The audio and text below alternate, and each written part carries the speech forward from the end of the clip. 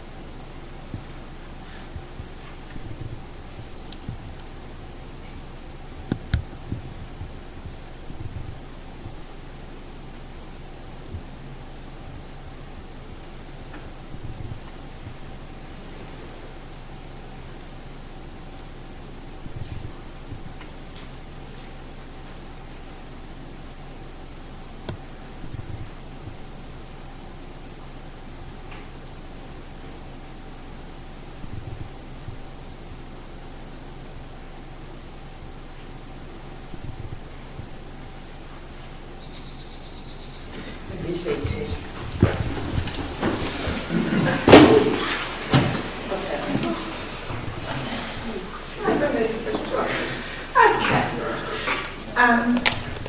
We now go. First of all, before I go to the agenda, I'd like to thank Clive for taking over from my role last month. That was fabulous, and I do thank him for the feedback he did for me. Okay.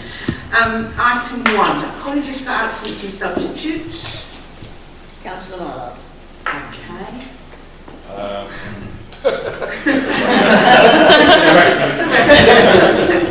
Item 2, declarations of interest. None. Okay. Item 3, minutes of pages 3 to 6. Okay. Okay. Right. The Development Management Committee has gone on as well, which is not on my agenda. Council tax resolution. Oh, right, okay. Pages 2 to 6. Do we have a proposer? And a seconder? Second, Chair. Now, can we come straight to the vote? Does everybody agree, or does somebody want to say something? Agreed. Agreed? Okay. And it will be a named vote. So I'll read the names in order. You can either vote for, against or abstain. Councillor Carter. Did you say Clark? Carter. Carter. Abstain. Councillor Clark. 4. Councillor Danvers. 4. Councillor Davies. 4. Councillor Dunn. 4. Councillor Durkin. 4. Councillor Edwards. 4. Councillor Harvey. 4. Councillor Huckle. 4. Councillor Ingle. 4. Councillor Jezard. 4. Councillor Johnson. Abstain. Councillor Mason. 4. Councillor Purton. 4. Councillor Shears. 4. Councillor Souter. Abstain. Councillor Stratton. 4. Councillor Stevens. 4. Councillor Toll. 4. Councillor Vince. 4. Councillor Waite. 4. Councillor Wilkinson. 4.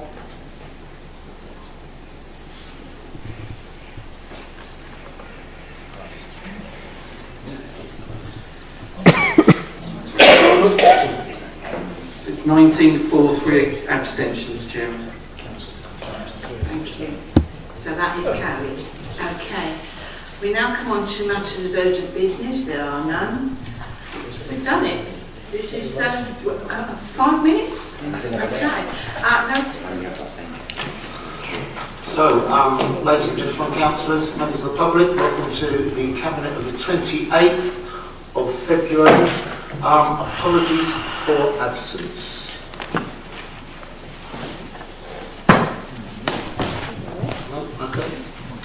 declarations of interest. Minutes, pages 3 to 11. They look like a fair record to me. That's okay. Lovely. And no matters arising. There are 2 written questions from the public, both from Mr. Gary Roberts. Mr. Roberts. Yes, thank you, Chair. Mr. Roberts, would you like to take your questions read, or do you want to say it? No, I'd like to read them, sir. Okay. The first one is, why is the council so reluctant to call a tenants meeting to discuss the increase over many years of the number of repairs made to responsibility of the council tenant?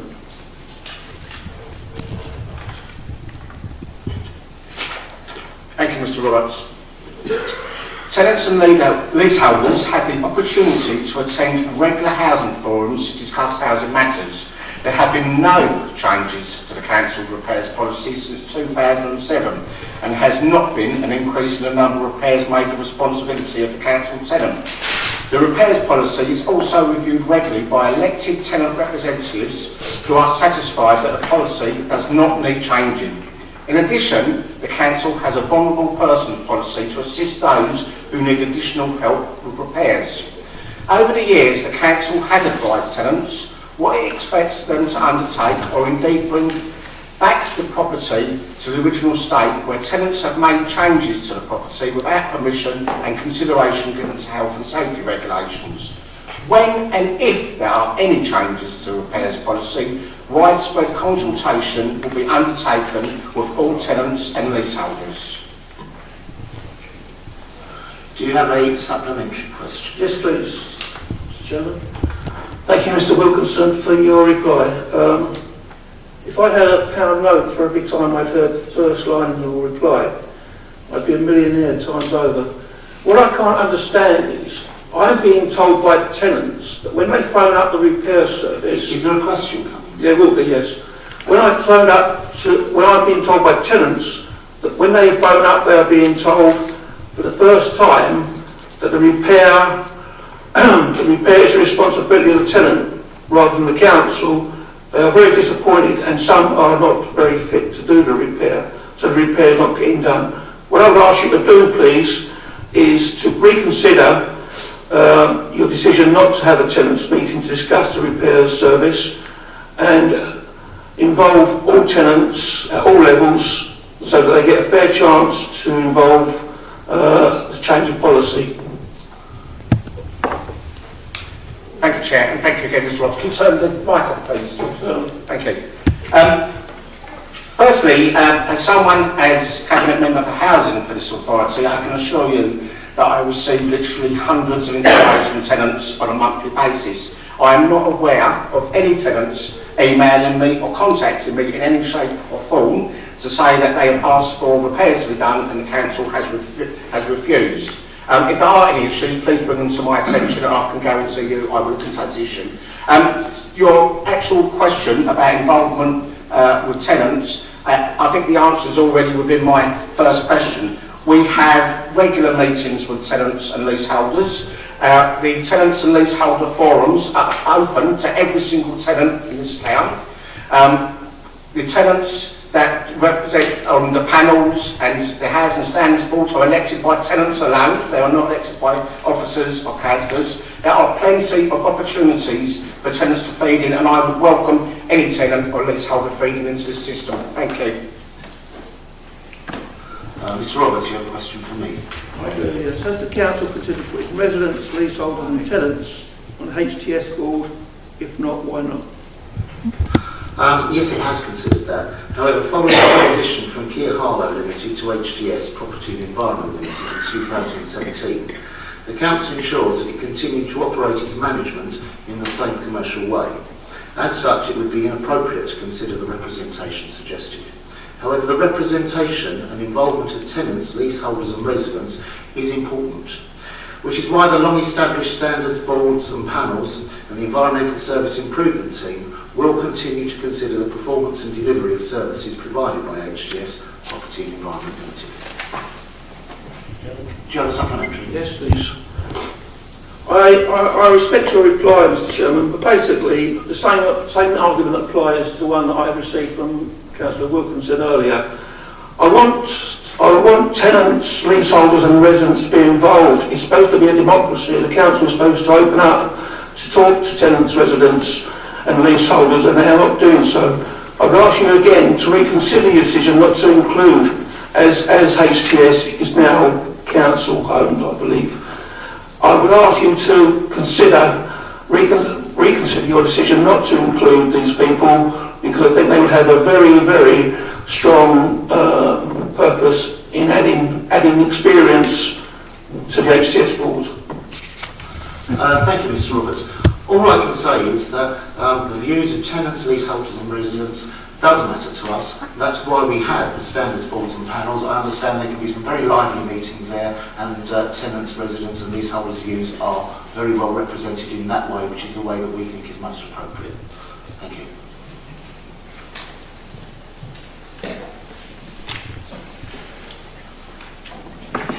Right, there are no written questions from councillors. Petitions. We were due to have a petition today from the Harlow Palestinian Society about the council's adoption of the IHRA definition on anti-Semitism. We delayed that. The petitioner is unable to attend due to ill health, and made a request that we made a reasonable adjustment and allowed the petition to be presented in our next cabinet. We've made that reasonable adjustment. It will be heard in the next cabinet, and if the petitioner is unable to attend himself, then we'll ask for a substitute to bring it forward. Forward plan, pages 12 to 19. Are we content to note the forward plan? Oh, Councillor Carter. Thank you. Just a quick question. It's on page 15. I don't know if it's 1009 or I009744. HTS Property Environment Limited Contract Awards 1920. I'm just wondering what contracts they were.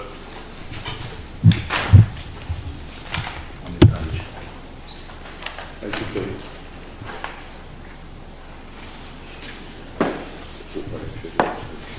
Yeah, I think, Councillor Carter, they relate to contracts that go out that HTS bid for, as in private estate, council estate, flat blocks, etc. And any of those contracts that HTS bid for would be brought to this matter. So it's not a capital works? It's not a capital works? I think it'd be a mixture of both at the moment. Thank you. Councillor Johnson. Councillor Johnson. Thank you, Chair. There are 10 key items listed for the meeting on the 28th of March. A number of them, like the Town Centre Action Plan, the Public Protection Order, the Homelessness Strategy, the Community Engagement Strategy, are all bulky items that a number of members, I'm sure, will want to get into the detail of. Is that too many items for one meeting? Does this beg the question, should there be an additional meeting of Cabinet before we end this administrative year?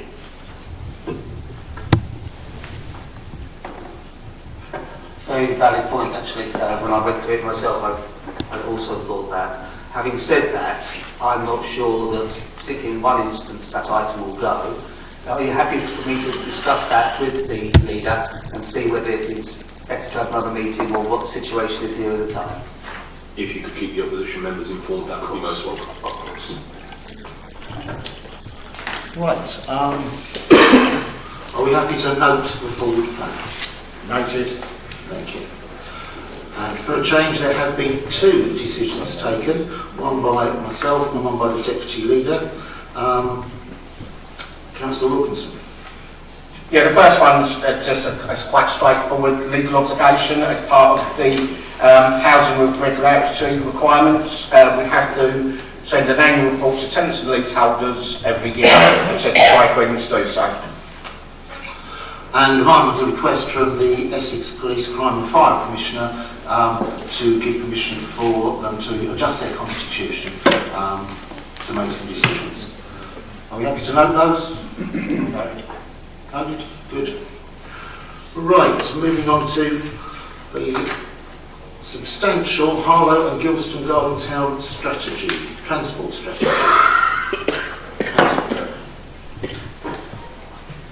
Yes, thank you, Chair. The two recommendations relate to the Garden Town Councillor Transport. Bird, do you want to move it first?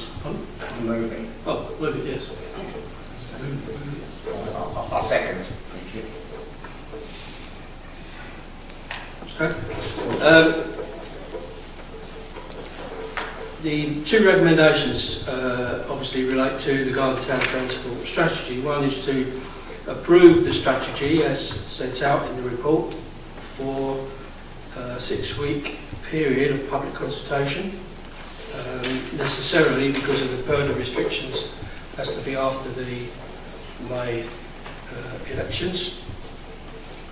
And then following the consultation and obviously any subsequent revisions to the document, it's recommended that the transport strategy be agreed as a material planning consideration during the preparation of the master plans and various other parts of the process of beginning to actually build the garden town. Now, the reason why it's come here, or the reason why we're considering it this evening, is that although this strategy is still a high-level document, has been approved by the Garden Town Board, it's necessary because of the way we've proceeded right from the beginning with cooperation between the local authorities. It's necessary for all the constituent local authorities to individually agree that this can go forward as for consultation. I'm obviously quite willing to answer any questions, but the strategy, is generally well understood as a sustainable transport strategy for not only for the new developments, but we have to always take into account that this is going to affect existing residents, our communities that we represent at present. Because unless we have a sustainable transportation strategy, more development, more jobs, more people, more journeys will become a nightmare for Harlow. And so this strategy is not just desirable, it's absolutely essential if the town is going to continue to operate in any human way. And although the targets that are set out here are very high targets for a 50% sustainable journeys within the town and 60% of journeys will be sustainable in the new developments. We have to be aspirational and we have to actually be realistic, and the thing that joins those two aims together is that we're committed to developing the plans and policies that will enable those targets to be met. And that is what this strategy is all about. And as the master plans, which is the next big stage in the whole process of moving towards the garden town, this document is essential to inform the production of those master plans so that they can actually show how the 60% target for sustainable journeys can be delivered. So I would, as they say in Parliament, commend this strategy to the meeting. Thank you, Councillor Burke. Anybody else wish to comment? Ask questions. Councillor Burke. Well, go on. Are you taking questions now? Or? I'm taking questions now, sorry. Signing amendments. I expect everyone to finish coughing. Well, thank you. You'll all be pleased to know that I have submitted my questions in advance, and I shan't be asking all of them. As has already been outlined, it's a high-level long-term strategy, but there needs to be reassurance that it's largely practical and deliverable.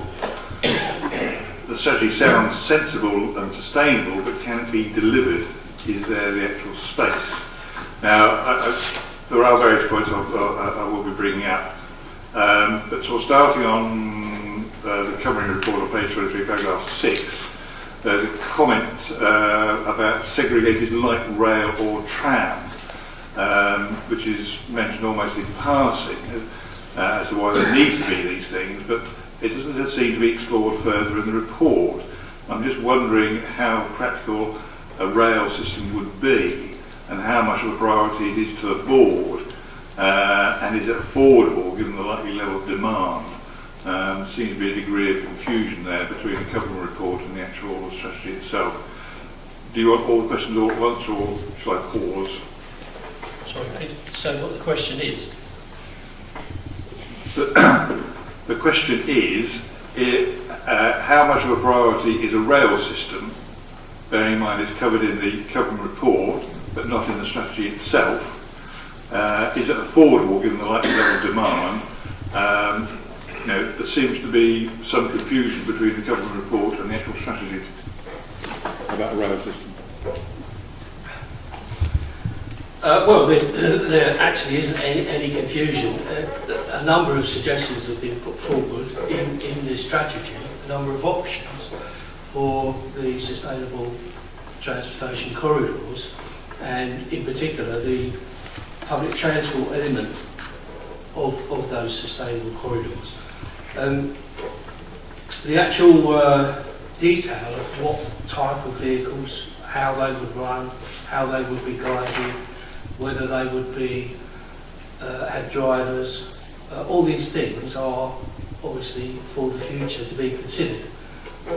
It mentions these things, they're just options that are to be considered in the future. The main point about, or the main issue to do with the sustainable transport corridors at this level of consideration is the concept of the sustainable transport corridor and the approximate routes that are shown on the diagram. Even the routes aren't themselves are only indicative, they're not actually fixed at this point in time, because obviously once you get into the technical design there's all sorts of detail that has to be taken into account in actual technical design of these facilities. But there's no confusion, they're all possible options. Personally, I would say rail is too inflexible for what we're looking at. But it's one of the options that could possibly be utilised, not so much for the routes that run through the actual urban area, but there are routes shown on the diagram that relate to the more long distance public sustainable transport corridors that are envisaged as part of the A414 corridor transport measures, which we've been involved in working with Herts County Council and other districts. And their rapid transit system may possibly work better than rail, but that's where the different options have to be considered in relation to the particular location that we're talking about. Thank you. Thank you. I very much appreciate it is only a strategy, it's an aspiration, but there are only so many routes east to west and north to south. Sorry, Chair, I didn't hear that. Sorry, Different. we're getting a paper copy, so Councillor James. Councillor Carter, would you try again? Sorry. Thank you. Quite understand that it's aspirational, it's desirable and everything else like this, but there are only so many routes east to west and north to south. I'm thinking particularly at the moment the route along from Old Harlow to Fifth Avenue, which is basically First Avenue, and as to what the practicality would be of adding two dedicated lanes for a frequent, high-quality, seamless, rapid service with limited stops. How much room there is, what the cost would be, and also the disruption, bearing in mind how much disruption there is at the moment, widening Edinburgh away from 3 lanes to 4, and you're looking to add 2 lanes to 2 lanes. I mean, just how practical is that? Are you in danger of raising expectations as to what can be delivered rather against what can be delivered? And I suggest here that Councillor Carter puts forward those very points in relation to when the consultation commences. I mean, all these points obviously have to be made. They're all very practical points. The only thing I would say about what Councillor Carter's just said is that we should stop saying this is desirable. It's absolutely essential. It's not desirable. If we don't get the modal shift that's outlined in the strategy, we will be selling the future of our town away. Any more, Councillor Carter? I think it is, just 1 or 2 more. Amongst the comments from the expert panel, they say that even a high-level document needs to include timeliness, robust data, more nuanced targets and sub-targets, and clear indications of how priorities are to be translated into action, which is what I've just been talking about. I'm just wondering where the timelines are in this document.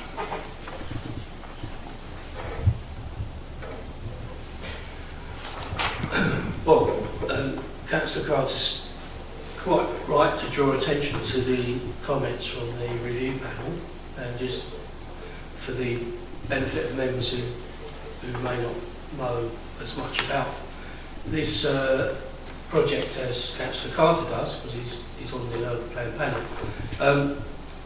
The Garden Town Board, as part of the conditions for the grant of finance from the government, that was required to set up a quality review panel, which consists of experts in various fields, and they produce reports on the work that the Garden Town Board and the staff of the Garden Town project and the consultants have been producing. And personally, I think the points they make and the points that Councillor Carter drawn attention to are very valid. And in fact, those precise points we will be emphasising in our own comments in the consultation, because although we're approving this document tonight for purposes of consultation, we, as far as I'm concerned, Harlow District Council will be making its own representations about on this strategy, and certainly some of those points about targets and timelines are very important. And in fact, it was the absence of practical details like that caused the North Essex Garden Town project to not be approved by the local plan inspector. With your permission, Chair, just 2 more questions now. Again, following on from the comments made by the panel, the strategy does not fully address the likely impacts of electric and autonomous vehicles on traffic and transport patterns. The movement towards electric vehicles is now moving forward with some pace, and certainly during the period of the strategy, it will have an impact. And it seems strange that over that kind of time period, there is no specific reference to electric vehicles and their maintenance and care and so forth. One of the factors that has to be taken into account in this strategy is that it had to be agreed between 5 separate local authorities, and necessarily some authorities are more aspirational and forward-looking than others. Certainly, as far as I'm concerned, we are very aspirational and forward-looking, and we are already moving forward on our own independent research into electric vehicles.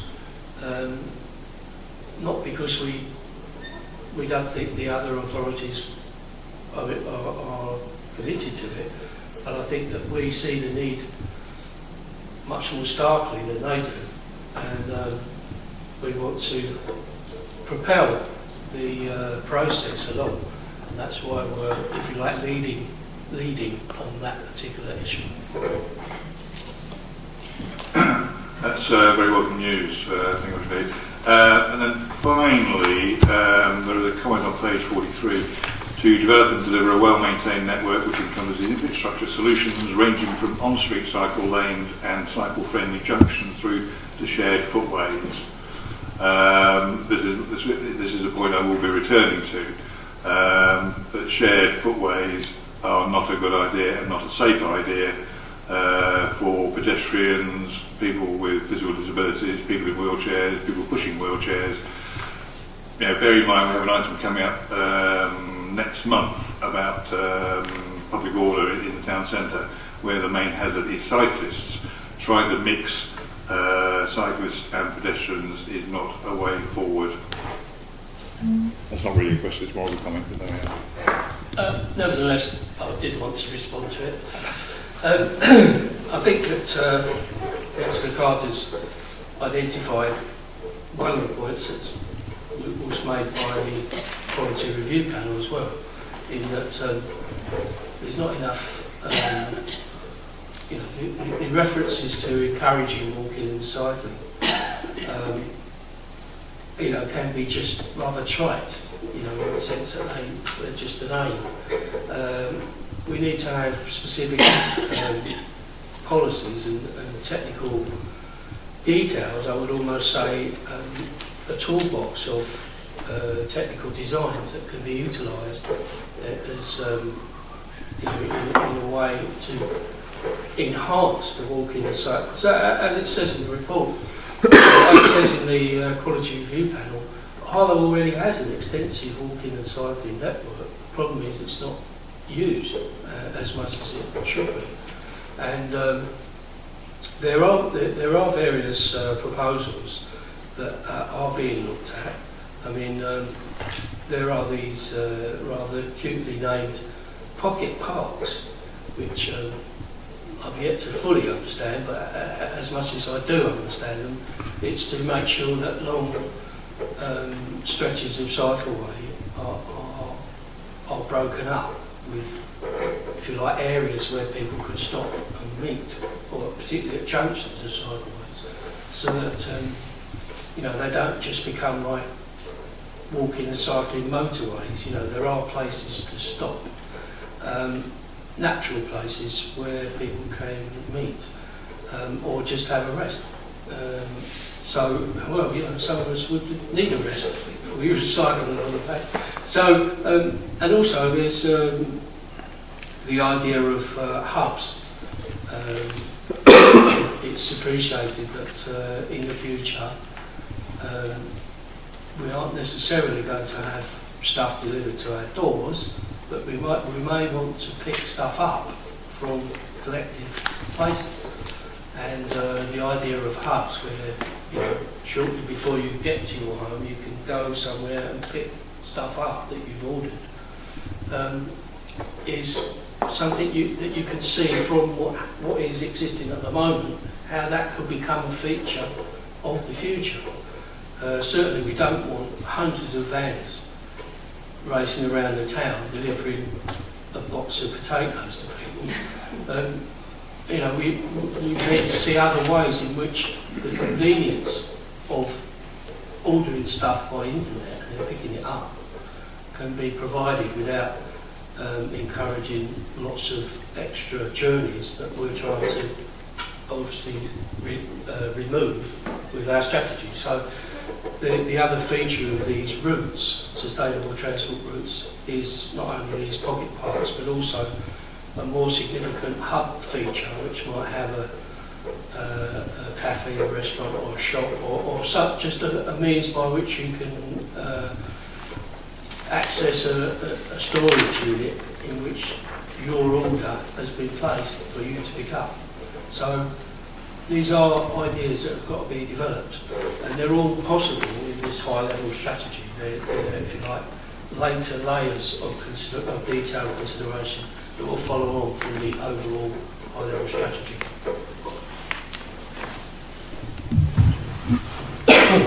Any further questions? Councillor Johnson. Thank you, Chair. Can I just ask the portfolio holder if he agrees with the report on page 47 around parking?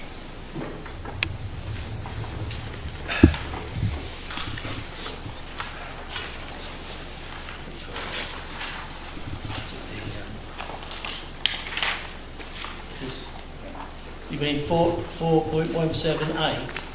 I mean the whole of the page 47, of what's written there. Okay.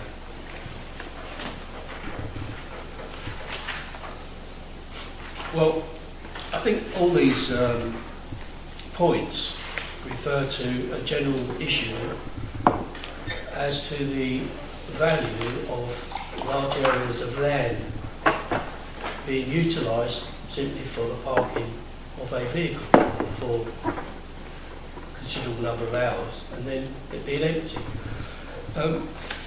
Now, obviously, in some places in this country and other countries, they have lots of land, and these considerations aren't really a problem.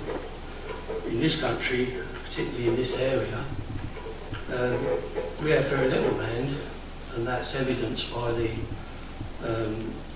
the local plan, where it's been very difficult to find the spaces we need to provide the housing and jobs that we're required to by the government. So when it comes to allocating land simply to park cars on, when in some workplaces in Harlow, if you look at the original workplaces, there was actually as much, if not more, land allocated for car parking as there was for productive capacity, economic capacity. I'm afraid, that those days have gone. We have to consider the economic cost of providing a space simply for someone to park a car for 8 hours a day. So that's the general background to these considerations. And there are all ways in which we need to consider that. It's not to say that there isn't going to be parking, but we must consider it as part of the overall planning of an area and the economic use of land. If we can, by adopting, as I say, the sustainable transport system that we're hoping, and it's successful in achieving the modal shift targets that we've set out, then we can look towards a situation where there will be a need for much fewer parking spaces at both employment and even in residential areas than there is the requirements at the moment. So all these points refer to those considerations, but there's no decisions have been made yet, and certainly it would be very interesting to see the response in the consultation to these particular points. Can I just follow that up? Because in some instances, yes, this report says that the transport plan will consider, but in others, for example, E on page 47, it says it will manage, and it actually says that it will do something specific rather than consider. How does that relate to the comment you've just made about nothing's been decided?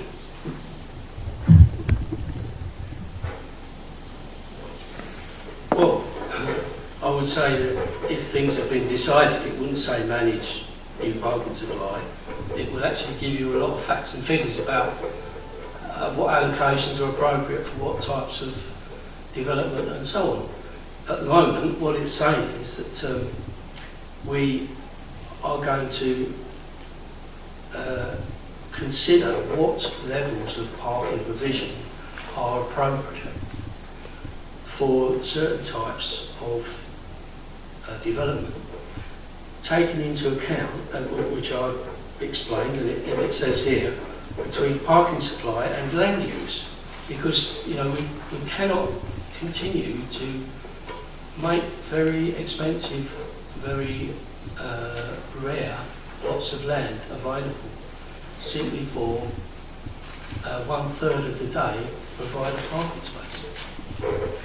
And if I could just add to that, Councillor Johnson, these are some suggestions in a consultation document. They will go out, people will make their responses, which we've been very interested to hear, and then the Cabinet will be acting on those recommendations.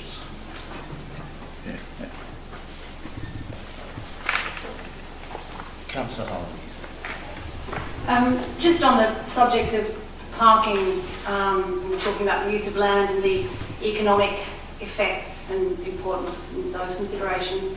And it's obviously implicit in this document, and it's called a sustainable transport strategy. But I just wanted to say, because I don't think we can say often enough, there is also the environmental consideration of our urgent and desperate need to reduce the number of car journeys and cars on the road. And I think that given what we know, we have 12 years to reduce our carbon emissions drastically, to completely rewire the way we use energy. This opportunity couldn't come along at a better time for us, and I think every single one of the ideas and recommendations that we're going to be looking at more closely and in more detail are brilliant opportunities for us to revolutionise our town at just the right moment in our history. So I think it's not only economically hugely attractive, and from a lifestyle point of view, I think everyone's going to enjoy living here greatly with these changes. But we have an incredible opportunity in the town to make a real difference to the impact on the environment that we have. Yes, Chair, can I just respond? Because it is exciting, not least because of the whole Garden Town concept, but because of the presence of Public Health England. Exactly. Because we've already had discussions with Public Health England about these aspects of as they interact with public health. And I think that it's going to be very interesting that in some ways we are going to be the ones that lead in these developments with the assistance of Public Health. And I'm not going to say we're going to be guinea pigs, but certainly it will be the opportunity for us to introduce these forward-looking proposals with Public Health England and to learn, as we go along, to learn the lessons which can then be implemented in other places. So I think that aspect of it is particularly exciting. I think we've moved on to comments now, unless there's another question. I've got one final question. If that's okay. One final question. It's a technical question about the way we move forward. So what you're doing tonight is recommending that this goes out to public consultation as a draft, and then it says in B that following the consultation, subsequent revisions, it's intended that this will be agreed as a material planning consideration. Where will those subsequent revisions, where will the consultation responses, and where will that final agreement be taken?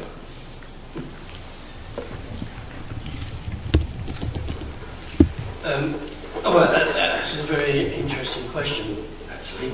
And there's two parts to the answer. One is that our own comments from Harlow District Council will obviously, prior to us sending them off, will come back to Cabinet for us to approve them as like our input into the consultation. And as far as the process that will take place as a result of the consultation, obviously that is the prerogative of the Garden Town Board, of which we play a leading role.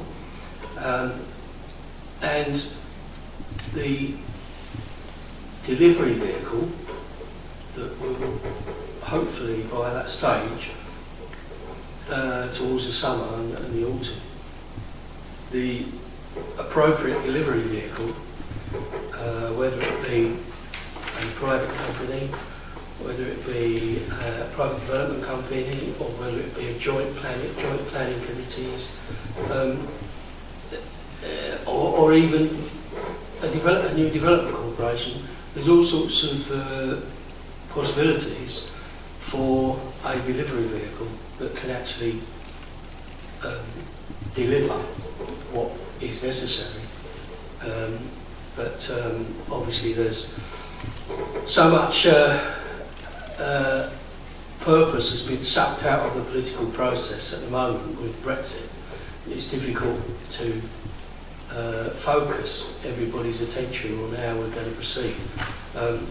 Certainly by the summer and latest the autumn, we will be moved to a situation where we know how we're going to deliver the garden town, and that will incorporate how we're going to deliver all these transportation objectives. The only last thing I'd say, which I can't reveal too many details, not because I'm being secretive, but because I don't know. I had a discussion with the director of the Garden Town project, Claire Hamilton, on Tuesday, and she was quite excited that they've just got the preliminary results to show that the development from their viability consultants to show that the developments that are proposed still at this high level, but the work that's been done looking at land values and development values and so on suggests that the infrastructure we are considering implementing can be financed from those developments, which is quite a big step forward. So I don't know the details, but it's a very encouraging sign to know that we can fund the necessary infrastructure from the proceeds of the development. Councillor Johnson, one more. Yeah. Can I just follow up on that, Chair? So, have I got it correct, and if not, can you tell me what the actual process is? That this council has allowed, because it had to agree with 5 other authorities or 4 other authorities, a consultation document to go out that we've already heard from you don't believe is fully round enough and the council don't actually agree with, that we will be able to provide our consultation on it, but that any subsequent revisions are not the responsibility of this council. It may go to another body to do that, and will then be a material planning consideration that may, because of the process, have things in it that we are not happy with as one of the major landowners within the Harlow and Gilston Garden Town. Well, can I just say that we're not one of the major landowners, I only wish we were, and we can have a much bigger effect on what happens. Well, certainly the planning authority, if that's what Councillor Johnson meant, and certainly the question of how we share responsibility for implementing all these policies and standards with our neighbouring districts and counties is something that is under active consideration, and hopefully by the summer we'll be in a situation where we can, with the government's assistance, who after all are funding all this work, we can arrive at the appropriate delivery vehicle, which will enable us all to have our input. But we can't necessarily expect, if we're doing it jointly, it's obvious you can't always get everything you want, and we will get as much as we can of what we think is necessary. That's what joint working is all about. Right, any comments? Councillor Johnson. Thanks, Chair. I'm I'm not happy with the whole thing, and I understand Councillor Burton's comments about working jointly. I understand his comments about the delivery vehicle not yet being set. That being said, and at this point I make it clear to everyone who doesn't know, I'm not a driver. I've never learned to drive, and I don't own a car. But the car is the chosen method of transport for the majority of people. And just saying we're not going to use cars, instead of 11% and 22% of journeys coming into Harlow and being within Harlow being sustainable, just saying we're going to make them 60% and saying we're going to do that by, and when I look at parking, by saying that Harlow has too much low-cost parking, and so what we're going to do is consider taxing people to park at their place of work, and then managing via the planning system to manage it, to design out car parking spaces, is just ludicrous. Now, I support sustainable transport. I use sustainable transport modes to commute to work every day. The guided bus route when I get to Cambridge as well, once I get off the train, is a magnificent thing. It's a lot of investment, and they had a rail line there that they used already to get it working. And where I work in Cambridge is probably the cycling capital of Britain, and they've had major problems with it. Just implementing something like that in Harlow is going to be very difficult, and I honestly don't think will work with what I've seen in this document.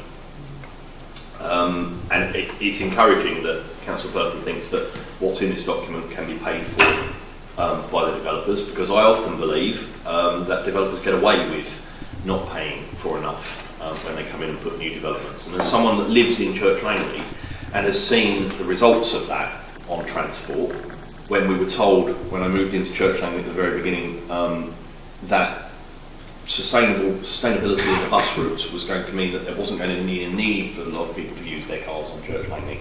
And now I know many of my residents sit for 30 minutes in the morning just trying to get out of Church Langley onto the main road network.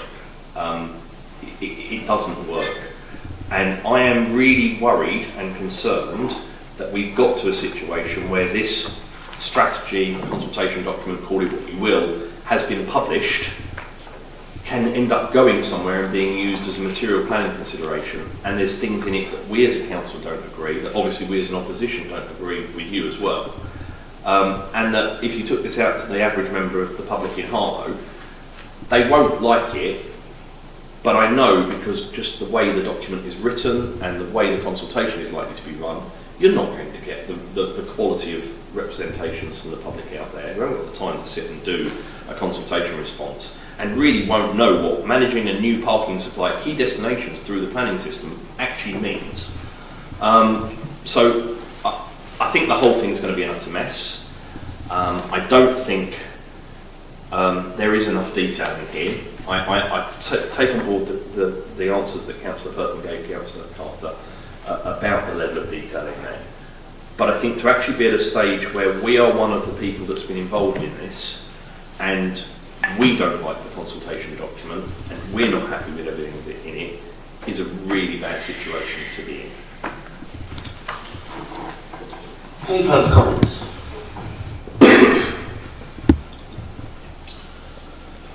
Good. Right then, are we... Can we find it?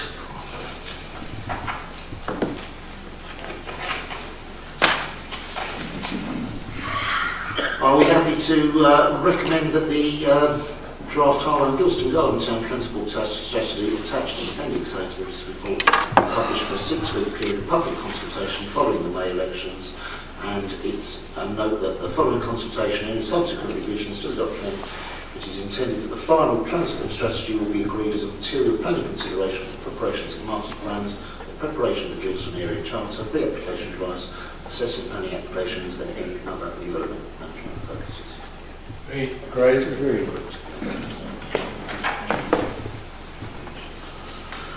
Right, there are no communications from committees, working groups, parties and panels.